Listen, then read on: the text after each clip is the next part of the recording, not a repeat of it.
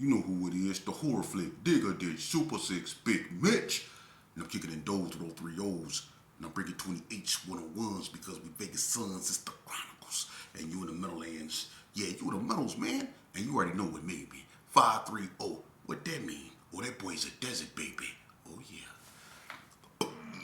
Hubba Dub, Scrub, 22-inch gold Dana Danes, and Big Bolo Yang. I could never sit on my claims. Welcome to Vegas Chronicles with the whole Super 6, Mr. Digger Dish Big Mitch. And today, like any other day, y'all know what we do. We kick actual factuals with no additives, no preservatives, none of that stuff. Just raw and uncut, like what? Like summer sausages and crackers. You already know. Shout out to everybody that's been rocking with me, man. And shout out to everybody that's been sending me positive feedback. You know, shout out to everybody that's been criticizing what I'm doing. You know, let me jump right off into it, man. People ask me questions, and I do my best to try to answer them. You know what I'm saying? And somebody asked me, and it's like the same questions over and over again. You know what I mean? But somebody go ask me, is Las Vegas being taken over by out of town gangs? Meaning our out of state gangs taking over Las Vegas? No. You got pockets of California, you know, mainly Hispanic gangs that are popping up on the east side and other places, you know. As far as, you know, there being an influctuation of out-of-state gangs coming over here taking over, nah, man. That's not true. And to be honest with you, you know, Vegas is at a point to Vegas is war weary, man. Vegas been through a lot, man. You know, and people get the misconception because of what they see on TV. Bright lights, mega fights, the strip, polka, strip clubs. And they think that's pretty much sums up Vegas. Like a big carnival somewhere in the desert. Like, that's what they think about Vegas. But they don't know that Vegas got projects, slums, gangs, vicious gangs. You know, it's been a lot of things that happen in Las Vegas, man. Okay? It's been a lot of wars that happen in Las Vegas. You know, and people from California, Texas, New York, Detroit, they've been coming to Las Vegas for many years. And a lot of them stayed out here.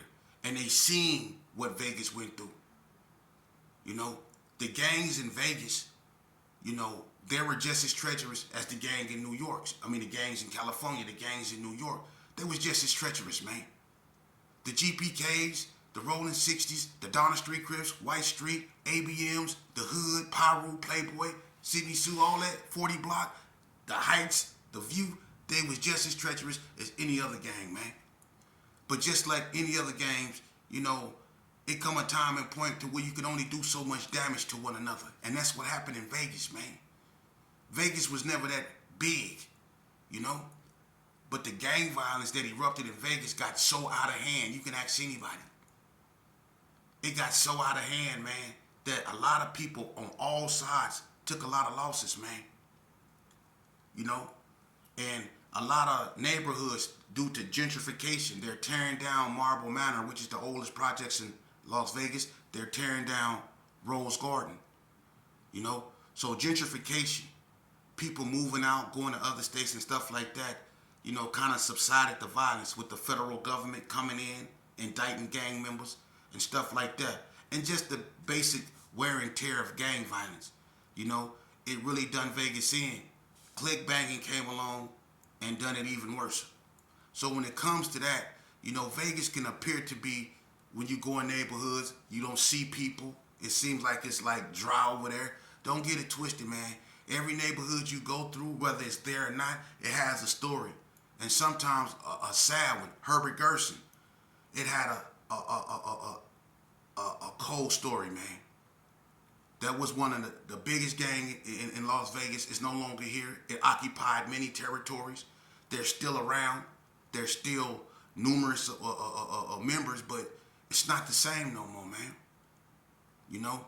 But as far as gangs coming from California and taking over, that's not true. No, that's not true. Because just because Vegas is not like it used to be, these cats right here, you know, unfortunately, a lot of these cats will still get active. And that's sad. Because when they do get active, they get active for the wrong reason. We get active to go against one another. We get active to do that fast. Without hesitation, we'll get active. But when it's time to pull together, we won't get active for that. You know? Someone asked me, name the hardest 3 Crips. There's no such thing as the hardest 3 Crips. There's no such thing as the hardest 3 Bloods, man. Y'all need to get that out y'all mind.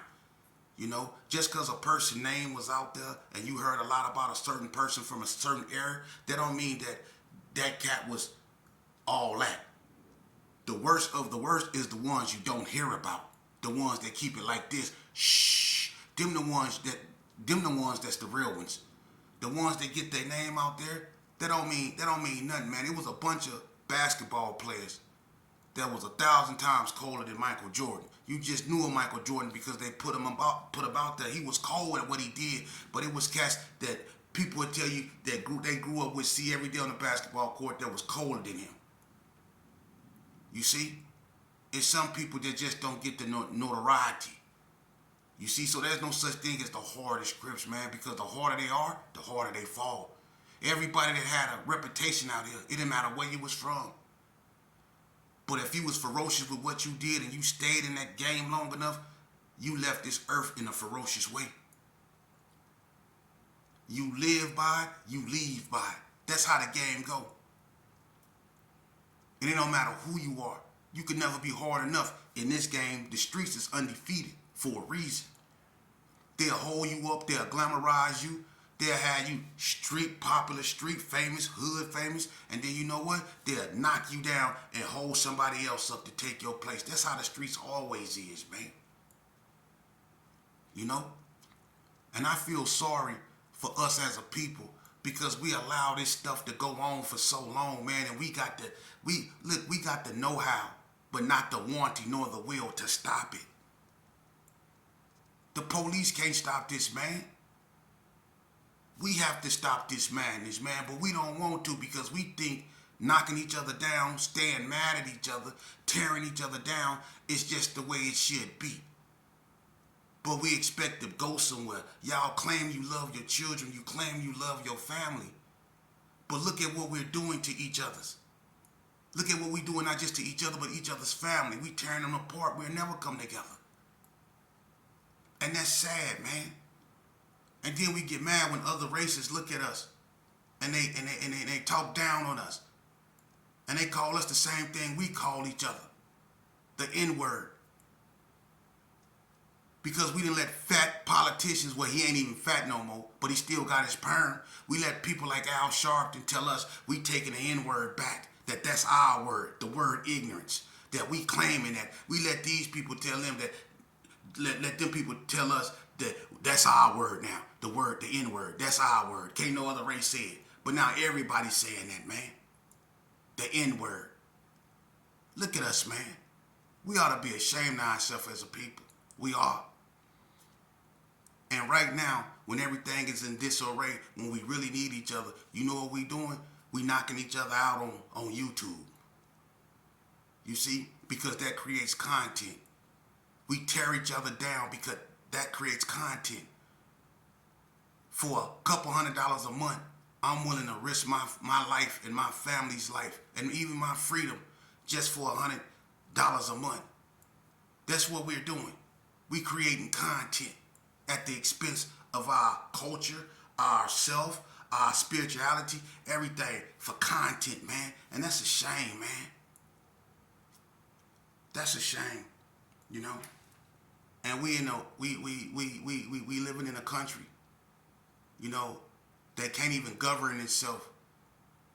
You got these people playing with people's lives, cutting off welfare and stuff like that, not letting people feed their family. Then they realized the majority of welfare recipients are white. Now they tearing up stuff to try to fix this because this is affecting the very core of Donald Trump's voting voters. This is hitting his core, the red states, the hardest. Now they got the Senate up in there taking steps to make sure that they release these benefits, and Trump want to give y'all $2,000 stimulus checks now to say he's sorry. You see, that's what these people think of y'all. Because his tariffs made the United States so much money. But see, what y'all not understanding. Y'all remember when Elon Musk was in office? Now I'm finna go somewhere else. I just hope y'all learn something from what I say. When Elon Musk was in office, he was under what was known as DOGE, the Department of Government Efficiency, right? He the one came in and cut all them programs, found all that fraudulent spending, supposed to got all that money. Remember? What happened to Doge? Think about that. You don't even hear that no more. You don't even hear them talking about Doge no more, huh? As if it isn't even a cabinet in the federal government. You don't hear about Doge no more since Elon left. Where the money go that he's supposed to have found? Think about it, man. Everything is a distraction, man. These peoples is real gangsters, and we up out here running around with switches and tight pants thinking we on something. They the real gangsters because they the ones that got people up out here starving, crying on the phone, calling the welfare office, cussing people out, threatening people, and things like that because they can't feed their family. You see? And things about to get serious. And over here in Las Vegas, that man's policy has hit us so hard, they charging $9 for a bottle of water on the strip. $9 for a bottle. How you gonna charge somebody $9 for a bottle of water in the desert? But that's what they doing. Now look, man. I've been making videos for a very long time, and I bought y'all almost everything I could bring you when it comes to Vegas. I brought you an inside look on real Las Vegas, the part they don't want y'all to see. And I'm gonna be live streaming, I'm gonna be interviewing people start next week, God willing. And they're gonna give you their input on it. And what people got Vegas, see, people get Vegas mixed up. Y'all think Vegas is soft. But see, one thing about Vegas that I can say, and I'm not proud of this, but it's the truth, the Southsiders didn't come out here and take over nothing. Nobody came out here and took over nothing. Not no neighborhoods, no nothing. That's one thing Vegas can say. Vegas always kept its identity. You know? And that's not to disrespect Arizona, not to disrespect California, because California and Vegas, they're like, we're family. My sister from California. But Vegas always kept its identity, unlike Reno. Reno should be considered the Bay Area. They don't know if they want to be Cooley or East Coast. You see, but that didn't happen in Vegas. Vegas kept its own identity, man. But I don't like to be totally focused on just the gangs in Vegas and stuff like that, because that's not what defines us as a people. But that's what's becoming to define us as a people, and that's sad, man, because this thug, this gangster persona stuff that we let fester in our culture, man, we need to do something about that. We need to tame that, man, because that ain't got us nowhere. You know, when we were younger and we were rebellious and we was with the little Eazy-E movement or whatever, man, and we was doing what we was doing, okay, well, we should have done that so our children didn't have to do that. For real. We was inwards with attitudes so our children didn't have to be that. But that stuff didn't affect our children and their children. And now it didn't spiral out of control to the point that we can't even recognize it. You see? And we want people to come in and clean up our mess. And then when they try to come in and clean up our mess, the way they clean up, we don't like it. Because when our children might end up losing their life, unfortunately, behind the behavior we used to display out there in the streets, the behavior they picked up from us. Now we mad at the police. But the first form of authoritative figure your child will ever know is you if you're in your child's life. You're the first form of authority your child will ever know. And if your child don't respect you, it's not going to respect law enforcement. If your child don't respect you, if your child don't respect his moms, it's not going to respect members of society. And that's why our children get it mixed up. When they jump off the porch, they should know already open the doors for women. Never disrespect a woman. Respect authority. For real. And if you see a person down, you don't kick them, you help them up.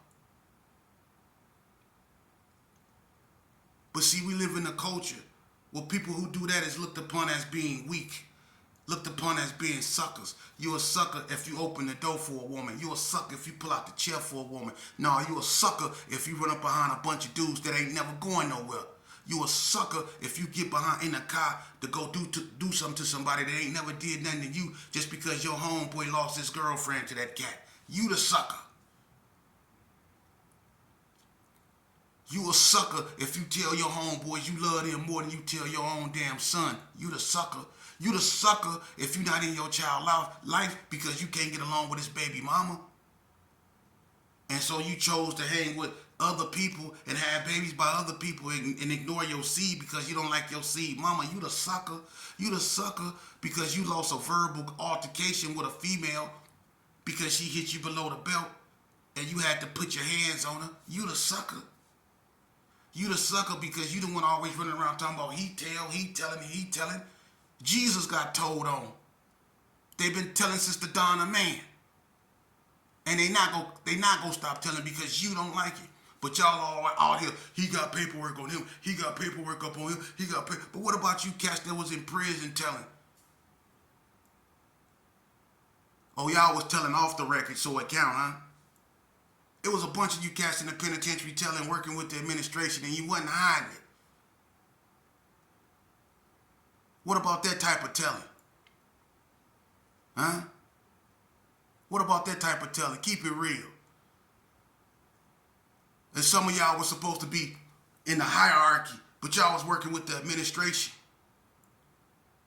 Let's just keep it a buck. So let me tell you this here. What's the difference between a person having paperwork on them that come to prison, right? That y'all always be, he got paperwork on him, I don't mess with him, he snitching. Y'all be making rap songs about y'all how y'all ain't messing with people that snitching, okay? But your big homies, when they was in Indian Springs, they was meeting with the investigator every week, telling on y'all to keep the yard peaceful. His name was Investigator Davis. That ain't telling? Oh, that's called telling the truth. Right? That ain't telling? See, y'all pick and choose when y'all want to enforce this fictitious ass code. Ain't no such thing as a code of silence, man. Because let me tell you this here. Let me tell you this here. If your kid gets snatched up, right? And it's a cat that you affiliate with that know who did it, that seen who snatched him up, right? The police involved now, right? Ain't no, we go do this by ourselves and go hunt him down. Y'all don't got the technique for that. You don't even know who did it, but he seen who snatched him up. So the police asked who did it. Would you want him to tell them who did it? To save your kid? If you know that would save your kid's life, would you want him to tell? Would you want him to tell? What if that was your mom's? Yeah. You see? Y'all pick and choose when y'all want to enforce this fictitious ass code. But to you youngsters out there, let me tell you something. There's a way you can nullify all this. Don't put yourself in a position to be told on. But don't spend your life worrying about who telling. Because they not going to stop telling because you don't like it. Don't put yourself in a position to be told on. That nullifies that. See, these cats out here, man, they love drinking liquid courage. They get on their little beer, they play with their nose, or they do whatever, and they get all this fictitious tough guy, all that. But soon as they sober up, and if they do something, when they sober up and they end up in that cold cell in that Clark County Detention Center, sitting next to a bomb or something, next thing you know, they on the phone, they want to hear everything they mama saying, everything they baby mama saying. You see? Now them thoughts running through their head. Then they sitting out there in that TV area, cold, gotta raise their hand to get up. That type of stuff. They ain't tough no more. I promise you that. They ain't tough no more. You know how many dudes I done set, now when you go to visit, you have to do the telephone thing now. You know how many dudes, I don't care if you south side or whatever. Y'all, it's always the same thing. It's always somebody up in there crying, I know. I know. Just tell her I love her. Just tell her I love her. I know, don't do this right now to me. Come on, man. Don't do this right now to me. They said a 3 to 10. I can't do a 3 or 10. Y'all be doing that. But you tough out here. You tough out here. See, the reason why I do videos isn't to glorify nothing. I do videos because I know God got a special place in hell for people like me that led a lot of youngsters to an early demise because we made this gang banging bull crap seem glorious. We taught these youngsters to go to school just to be disruptive, to go to school just to go in the bathroom and write on the wall, go to school just to fight. We didn't teach these kids to go to school to learn. We taught these cats to get in their car and go in other people's neighborhoods and shoot until you hit your target. We taught them that. God got a special place in hell for us. See, a lot of us, we reformed ourselves. We gave our life to God, and that's good. Because that's a hard thing to do. To confront your sins, to confront yourself. Because when you defeat yourself, you've defeated the biggest enemy you will ever have in life. You see? And I salute those brothers because it ain't too many of them that had the courage to do that. Because when you go to places like Doolittle, or when you walk around, you see the remnants of what used to be. These cats still clinging to the past. They still hang out with each other with big gray beards, gray nose hair, gray eyelashes and stuff like that. They all drunk, toe up from the floor up. They don't got the courage to let it go because they think if they let that go, they don't have nothing to hold on to. But they're going to always be God. Just like it's always going to be the streets, there's always going to be God. You can hold on to him. He held me up in my weakest hour. Didn't know GPKs held me up when I fell. And when I fell not just physically, but spiritually and emotionally. Couldn't no GPKs hold me up. God had to pick me up. God had to pick me up. Couldn't nobody let me up out that penitentiary. God had to come up in there and unlock them gates. And how God do that? He made me get up off my ASS. He made me educate myself. He made me reform myself. He tore me down. He broke me into pieces and he put me back together piece by piece. And that's where I'm standing right here before you. Without an eye patch on, without malintent, with all my pluses and my minuses, telling you the honest to God truth.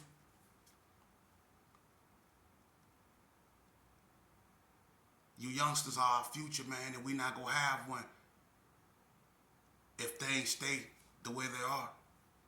We're not gonna have no future. You know? And y'all need to, instead of watching, look, I know we entertain ourselves and I know people are into what they into, but don't never lose reality. Don't never leave reality. Don't let this internet, for real, don't let this internet distract you to the point to where you lose sight of factual reality. And factual reality is that every day we wake up is a day of uncertainty because we have an individual that's in office that don't care about you, man. We have people that's governing us that don't care about us, man. And we have to understand that, man. You can't count on the government to be there for you no more like they used to be. We have to be there for each other or we go perish, man. And that goes for the Hispanics too. While y'all running around here, and I'm not saying all y'all, but it's a vast majority of y'all that love that white man so much. And I'm not trying to be racist, but a bunch of y'all want to be like them white folks and y'all want to sit at that table and they ain't never gave you one, they ain't never offered you one. They just used y'all like they used us. the enemy of my enemy is my friend. That's the concept they used with y'all against us. The enemy of my enemy is my best friend. But they don't like y'all no more than they like us. Look at what's going on. And the situation is showing y'all that we need each other. Because y'all families are being torn apart. And that's messed up. They snatching y'all families. They coming up in there. They snatching y'all families. Now you know how we felt. Not just during the civil rights movement, but on a daily basis. Now you know how we felt. You see? That's more of a reason to put our differences to a side, man. Because what differences do we really have, huh? Other than being poor people.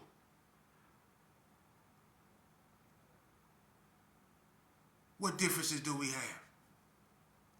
We poor people, man.